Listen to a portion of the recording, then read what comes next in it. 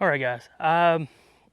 Since I'm probably not going to be able to show you, use this because I can't find somebody with a local pond to put this in, and I really don't want to go put this in on a public area because people can see them and don't know what they are. They may steal it, they may destroy it, they don't know what it is, make all DNR.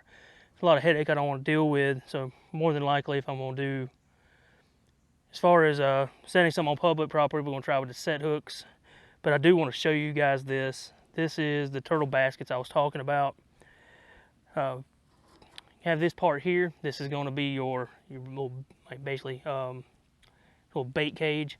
And what you're going to do is you're going to try, you can use chicken, you can use chicken livers, really any kind of bloody meat. I prefer to use fish that I usually catch from where I'm going to set this thing. Bluegill's a good one. I actually have some frozen gizzard shad that I'm going to use for this if I get to. But anything really that's nice and bloody and has some smell to it, these turtles, they'll eat it. So what you're going to do, this thing basically it's just like a little envelope, and you're going to put your bait down in here and close this flap on the top, and you're going to wire it somewhere down here on the bottom of this. This one actually has I went back and cut it open, put a kind of a trap door on it where I can open it and close it and get in here pretty easy. Makes it easy about getting the turtles out sometimes and getting your bait basket in and out. But we'll get back to this in just a second. But this is the basket itself. It's about a foot thick. It's about 2.5 feet long and about a 1.5 feet wide. So what this is made from fencing material. This one here has about 2x3 holes in it. You can use the up to this the regular hog wire. That's the basically 2x4 size holes if you want. I wouldn't go any bigger than that. If you're trapping larger turtles, you can go up to the big squares. They're not going to get out of it, but it makes them a little bit more flimsy. When they're smaller squares like this, they're a little bit more sturdy. But the way this works, like I said, you have your door here. You can open and close. I got this wired shut, as you can see. And the way this works is you can see here on the front of this is it's got two pieces, or two, like a door here, top and bottom, that's kind of shaped into kind of a point this way. What will happen is these little ramps here on the front, the turtle, you have your bait back here, the turtle is going to come up this ramp, go through this hole, and it's going to open up as he goes through it. As you can see, it'll open up a little bit. He'll go on in, and he'll try to come out, but he'll come down into this area and kind of get stuck, can't get out. Every now and then you may have one that figures it out, but it's highly unlikely that they'll do that. And then, once he's in there, usually he's there.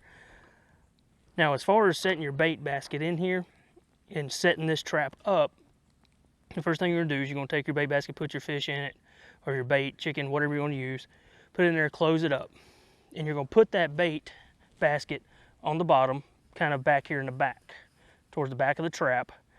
That way, because if it's up here, he's just going to try to reach in with his head through these holes and grab it. It's not going to encourage him to come up this ramp and into the trap. So you want it kind of back here towards the back. And then it'll encourage them to try to go around the trap and look, and then they'll figure this out. They'll go in and kind of go all the way to the back of the trap, allowing the kind of the door to shut behind them. So once you have your bait basket in there, what you want to do is you want to position this thing to about kind of down at a downward angle to where, at least 90% of it's underwater. And usually just this back top corner back here is what you're going to want above water. You got to have that back there out of the water so the turtle can come up and get air. He'll eventually figure out that he can come up to the top of this trap and get some air. If you have it all the way underwater, he's going to drown. And if you have it too far out of the water where he's exposed to the sunlight, he's going to overheat and he's going to die. Especially right now when it's good and hot outside, it's bright and sunny, it's not good for him. So you want to be able to get down into the back this way of the trap that's underwater to cool off.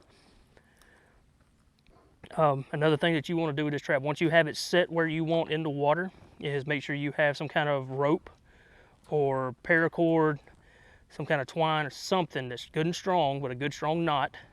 And you want to take that and you want to tie it to something, whether it's a tree stump, a good limb, a tree, whatever you got to tie it to. If you don't have one of those available, say you're on a pond that don't have any trees around it, just take a metal rod or something and drive it down in the ground and tie off to it. Because what a turtle will do in this trap is eventually he's going to get his feet through the bottom of this cage. And if he can get his feet through there, he's going to dig down into the mud and he's going to try to walk off with this cage.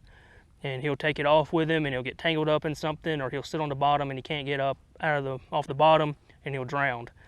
And you don't want dead turtles and you don't want to lose this cage. These things last a long time. My grandfather built this cage probably before I was born, probably in the mid-80s at some point in time.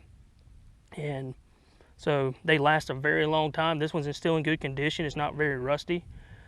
And they're an investment that you're going to have for a long time as long as nobody steals it, or in one case we had a beaver get into one time somehow, just tore it all to pieces.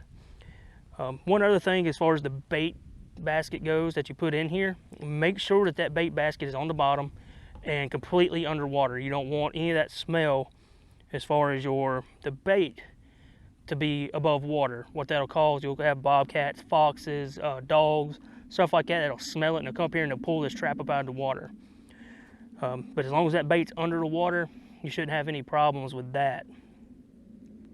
But I really wanted to show this to you before I go and do the set hooks. If I can find somebody here in the next couple of days to let me set this thing up and get a video of using it, then I will. But I really just want to show this to you kind of beforehand, and that way you guys kind of see what it is, how it works, and how to set it. So we'll get back inside and I'm going to show you how I make the set hooks. Be back in just a second.